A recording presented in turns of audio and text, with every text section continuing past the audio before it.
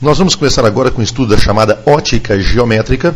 É a parte da ótica que se preocupa essencialmente com trajetórias, ou seja, geometria da luz. A luz, você sabe, é uma onda eletromagnética, mas esses detalhes nós não vamos considerar agora. Por enquanto, só questão de geometria.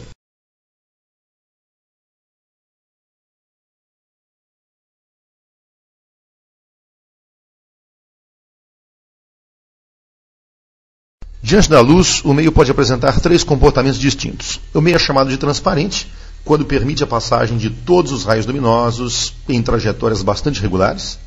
Por exemplo, o meio transparente é aquele meio que você consegue enxergar claramente através dele. O meio pode ser opaco, quando não deixa passar nenhuma luz, por exemplo, um tijolo, uma parede, se é um meio opaco, não passa nada. Ou pode ser translúcido, quando ele permite a passagem de uma pequena parte dos raios luminosos. E assim mesmo em trajetórias não muito bem regulares. Por exemplo, uma folha clarinha, uma folha de papel branco. Quando você coloca a mão atrás dessa folha, parte da luz consegue atravessá-la. Uma pessoa que esteja vendo, por exemplo, não vê os detalhes da sua mão, mas vê o contorno. Isso é chamado de translucidez. As mocinhas, por exemplo, de vez em quando gostam de usar umas blusinhas assim, bem clarinhas. Essas blusinhas, assim, às vezes de tecido mais fininho, não são assim exatamente opacas, mas também não se pode falar que sejam transparentes. São meios chamados de translúcidos. Você olha assim, você não vê o que está debaixo, mas você tem uma razoável ideia. Isso é translucidez.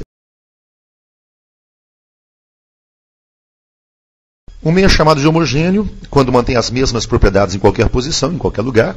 E é chamado de isótropo, quando um raio luminoso consegue se propagar nele, mantendo exatamente a mesma velocidade em qualquer direção.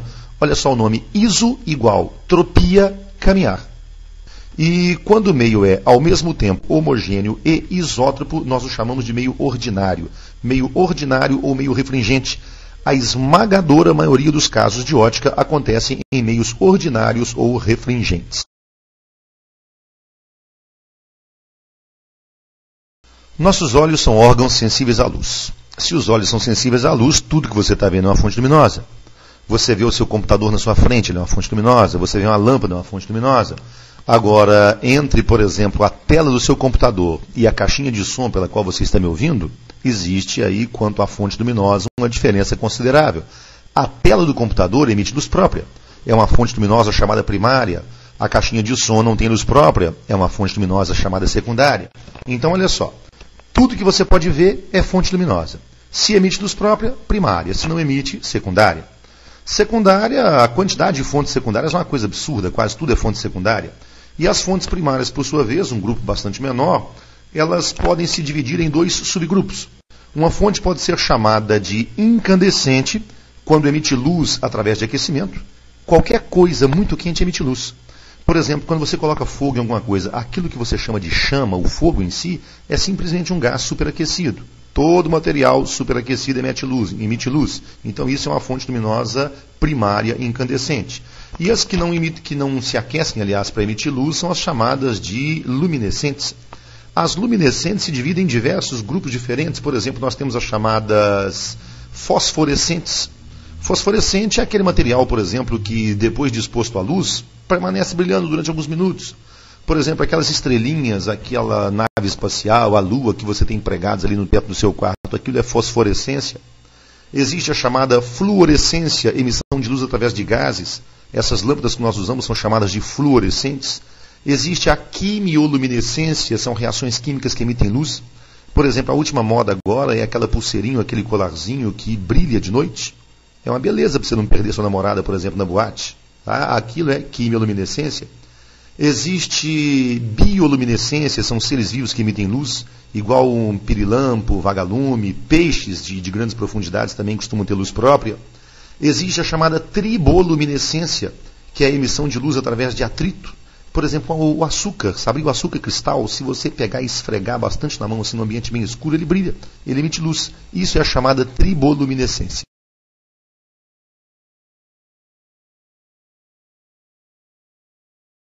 A propagação de um raio luminoso obedece basicamente a três princípios. O primeiro, mais importante deles, é o chamado princípio da propagação retilínea. Se a luz se propaga em um meio homogêneo e isótropo, ou seja, se ela se propaga no meio chamado ordinário ou refringente, então ela se propaga em linha reta. Agora, caso ela se propague em um meio que não seja homogêneo ou não seja isótropo, aí é outra história, ela pode fazer curvas. O melhor exemplo disso aí você vê, por exemplo, nas miragens. Quando você está viajando num dia quente, final de tarde, o asfalto superaquecido, às vezes você percebe que o asfalto na frente está todo molhado. Só que o calor é tanto que você nunca consegue encontrar a pocinha d'água. Isso é uma ilusão de ótica chamada miragem. Acontece que o ar imediatamente acima do asfalto fica superaquecido, fica muito mais quente. Mais quente ele fica um pouco menos denso, então é um meio que já não é mais homogêneo, e o raio luminoso penetrando naquela região simplesmente faz uma curva, conforme você vê no seu desenho. Essa curva te dá a ilusão de que você está vendo um objeto, na verdade, refletido no solo. Isso se chama miragem ou espelhismo. É uma consequência do fato da luz não se propagar em linha reta. Nós temos o chamado princípio da independência. Muito simples, a questão é a seguinte: um raio luminoso não pode ser desviado por outro raio luminoso. Aliás, a única exceção à regra é a espada, é o sabre de luz de um cavaleiro Jedi. Ali, sim, tudo bem, você tem um raio luminoso desviando outro raio luminoso. Quer dizer, isso é só no cinema. Isso é coisa da cabeça do George Lucas, né? Na prática isso não existe. E nós temos o terceiro, que é o chamado princípio da reversibilidade, que diz que a trajetória de um raio luminoso para ir é exatamente a mesma que ele faria para voltar. Por exemplo, de repente você está dirigindo, no banco de trás tem aquela gatinha, coisinha mais linda, você está meio de olho na mocinha. Então, se você ajeitar o retrovisor para que você possa dar uma paqueradinha, se você ajeitar o retrovisor de tal maneira que ao olhar nele você veja o rosto da moça, a moça olhando nele vai ver o seu rosto. Por quê? Por causa do princípio da reversibilidade da luz.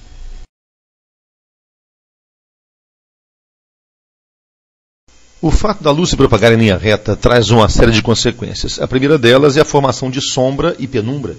Sombra é a região que não é atingida por nenhuma luz. Penumbra é a região parcialmente iluminada. Então acompanhe pelo seu desenho. Olha só. Se você tiver uma fonte luminosa pequenininha, uma fonte chamada de puntiforme ou pontual, e diante dela um objeto opaco e mais à frente uma tela, naquela tela você tem nitidamente uma região que não é atingida pela luz, que é a sombra, e outra região atingida, que é iluminada. Agora, se você tiver uma fonte extensa, igual a lâmpada fluorescente dessa grande que nós usamos aí todos os dias, a luz é emitida por todos os pontos dessa fonte. Então, se você observar o seu desenho, por exemplo, aí nós temos os limites da luz que sai do lado esquerdo e do lado direito da fonte. Então você tem lá embaixo, bem no centro, a região de sombra, nenhuma luz chega até lá. Fora, nas extremidades, você tem a região iluminada, toda a luz chega lá. Só que entre a região iluminada e a região de sombra tem uma região intermediária chamada penumbra. É uma região que é atingida por parte dos raios luminosos, é a região parcialmente iluminada. Então lembre-se, a razão da formação de penumbra é uma só. É o fato da fonte luminosa ser extensa. Fonte extensa forma sombra e penumbra. Fonte puntiforme só forma sombra. O Sol é uma fonte luminosa extensa. A Lua é um objeto opaco. A Terra também é um objeto opaco. Resultado, atrás da Lua tem sombra e penumbra. Atrás da Terra também tem sombra e penumbra.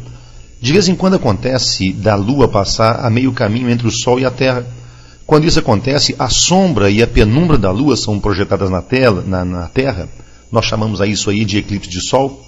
Observa bem, se você estiver aqui na Terra, dentro da região de sombra, você não vê nada. Está na região totalmente escura, para você eclipse total. Se você estiver na penumbra, você vê parte do Sol, você vai estar na região parcialmente iluminada, para você eclipse parcial. E um detalhezinho, a Lua não tem luz própria. A face clara da Lua é sempre a face voltada para o Sol. Como a Lua vai estar a meio caminho entre a Terra e o Sol, ela vai estar mostrando para a gente a face escura, então o eclipse de Sol só ocorre em fase de Lua nova. Agora, se de vez em quando ela passa na frente, às vezes também passa atrás. Quando ela passa atrás, acontece às vezes também dela passar na sombra da Terra. E isso é chamado eclipse de Lua. A face clara da Lua é sempre a face voltada para a Terra. Então, olha só, quando ela está passando do lado de trás em relação ao Sol, ela está mostrando para nós a face clara. Então, o eclipse de Lua só acontece em fase de Lua cheia. Cuidado, abre o olho, hein? Se o seu namorado te chamar para ir assistir um eclipse de Lua em qualquer local assim mais retirado, dê uma olhadinha na folhinha antes, hein? Se não for fase de Lua cheia, não vá. Você vai ver estrelas, mas eclipse de Lua você não vê, não. Se você pegar uma caixa, por exemplo, uma caixa de sapatos, no lugar da tampa você coloca um vidro fosco ou um papel branco, por exemplo, serviria também. E do lado oposto você faz um buraquinho. Coloque a caixa num local bem escuro, se possível tampe, cubra com um panão bem escuro, mas o buraquinho de fora. e aponte esse pequeno orifício para um objeto qualquer bem luminoso. Você vai ver no papel, ali onde deveria haver a tampa da caixa, a imagem daquele objeto luminoso projetada a cores, não é pouca coisa, é a cores o negócio, só que de cabeça para baixo. E não vai adiantar desvirar a caixa não, ela vai continuar de cabeça para baixo. Isso aí se explica também pelo chamado princípio da propagação retilínea da luz. Olha só o seu desenho, é exatamente isso que acontece. Olhando a figura de lado, olha só, você tem aí tamanho do objeto, nós chamamos de O, tamanho da imagem chamamos de I, distância do objeto ao sistema óptico nós chamamos de P, e a distância da imagem ao sistema óptico chamamos de P'. Se você observar, nós temos aqui dois triângulos semelhantes, um grandão de base O e um pequenininho de base I. Se você fizer uma relação de semelhança, por exemplo, ó, I, a base do pequeno, está para O, a base do grande, assim como P', que é a altura do pequeno, está para P, que é a altura do grande. I sobre O igual a P' sobre P. Agora, na ótica, tem um pequeno detalhezinho que nós vamos ver com mais detalhes mais tarde, é o chamado referencial de Gauss. De acordo com o referencial de Gauss, tudo que está de cabeça para cima é positivo, de cabeça para baixo é negativo. Como essa imagem está invertida, como ela está de cabeça para baixo, então o tamanho da imagem é negativo. Por isso nós colocamos um negativo nessa equação. Então aí está a sua primeira equação da ótica. I sobre O igual a menos P' sobre P, equação da câmara escura.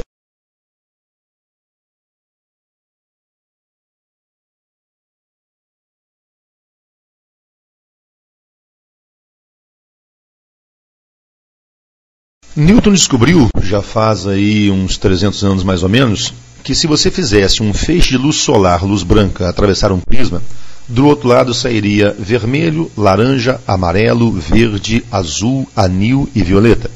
Essas 7 cores são chamadas de espectro luminoso. São as cores formadoras do branco. São essas as cores que nós temos sensibilidade, quer dizer, são essas as cores que nós podemos enxergar. Você vê no seu desenho aí, está aí o espectro luminoso, são exatamente as mesmas cores que você vê, por exemplo, quando olha um arco-íris. E um detalhezinho, as cores que não estão aqui, elas não são cores puras. Existem outras cores, as que não estão aqui, mas são cores chamadas de policromáticas, são misturas. Essas são as únicas cores que podem ser chamadas de monocromáticas. Mono, cromos, cor. Ok? Então aí está o chamado espectro luminoso com as 7 cores monocromáticas.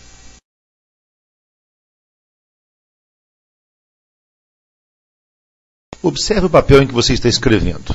Ele não é fonte luminosa primária, fonte secundária, não tem luz própria. A cor que você está vendo no papel provavelmente deve ser branco. Agora olha só, ele está sendo iluminado com luz branca e você está vendo branco. Beleza, quer dizer, está refletindo tudo. Mas a caneta que você está usando provavelmente deve ser azul. Olha só, a tinta da caneta não tem luz própria. Está sendo iluminada com luz branca, mas você está vendo azul. O branco é formado pelas 7 cores do espectro, vermelho, laranja, amarelo, verde, azul, anil e violeta. Se você só consegue ver o azul está sendo refletido, mas as outras cores não. As outras cores são absorvidas. Então o que determina a cor de um corpo é a cor que esse corpo é capaz de refletir. O objeto branco reflete tudo. O objeto azul só reflete azul, o objeto amarelo só reflete amarelo, o objeto marrom reflete algumas cores que somadas dão marrom, e o objeto negro reflete o quê? Nada, não reflete nada. Negro é ausência de cor. Uma coisa errada que nós fazemos é chamar as pessoas negras de pessoas de cor. Está errado. As pessoas negras são pessoas sem cor. De cor são os brancos. Quanto mais branco, mais cor tem.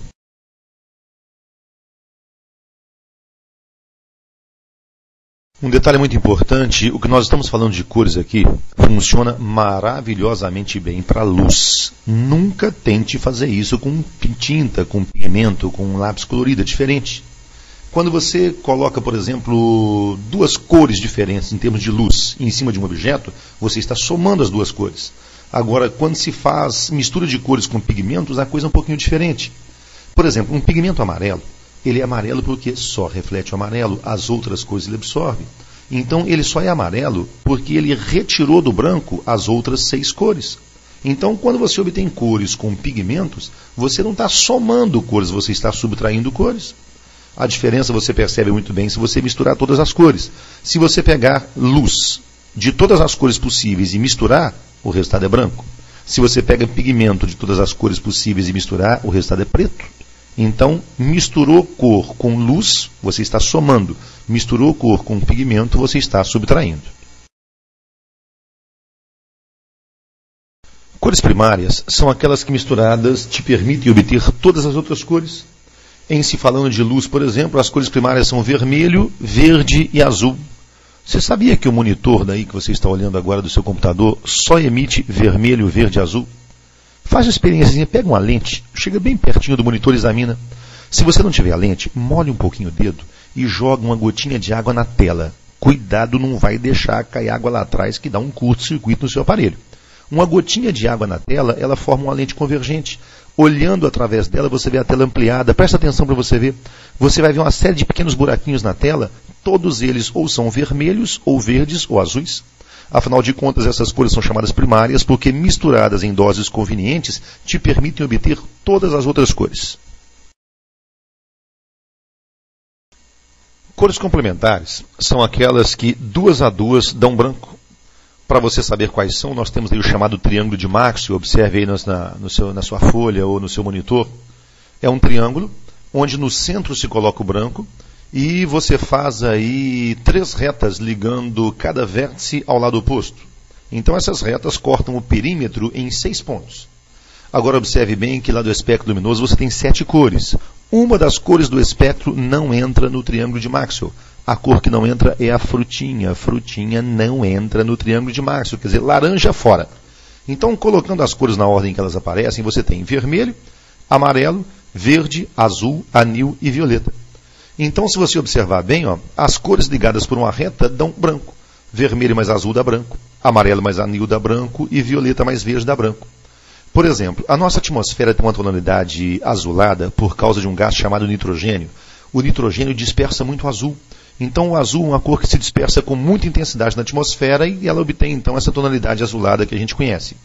Agora, quando o Sol está nascendo ou quando o Sol está se pondo, ela já adquire uma tonalidade avermelhada. Esse avermelhado é porque quando a luz chega assim tangenciando a atmosfera bem ao nascer ou ao pôr do Sol, o caminho que ela percorre na atmosfera é muito extenso.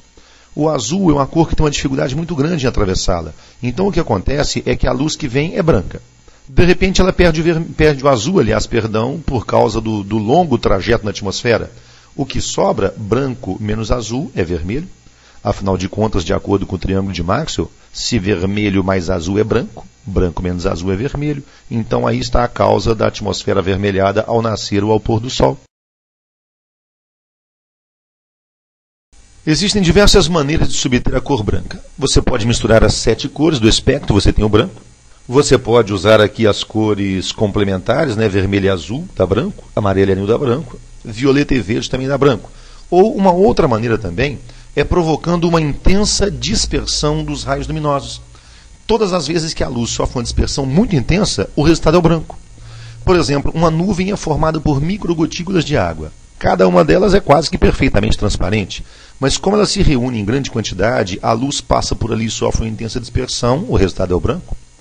Uma rede de pescar, por exemplo, cada fio é transparente, você embola a rede toda, o resultado é branco.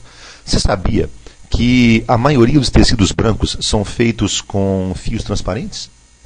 Como a luz sofre uma intensa dispersão, o resultado é branco. E um cuidado, hein? Tecido branco, quando molha, reduz assim sensivelmente a dispersão da luz. Essa redução da dispersão da luz também reduz muito o efeito branco que dá. Então, um tecido branco, quando molha, ele perde a cor branca e ganha em transparência. Cuidado, hein? Aquele seu biquininho branco que faz o maior sucesso na praia, talvez essa seja a razão do sucesso. Cuidado, roupa branca molhada é um negócio muito perigoso. Bom, qualquer um que já assistiu o concurso de garota camiseta molhada sabe muito bem do que eu estou falando, não é isso?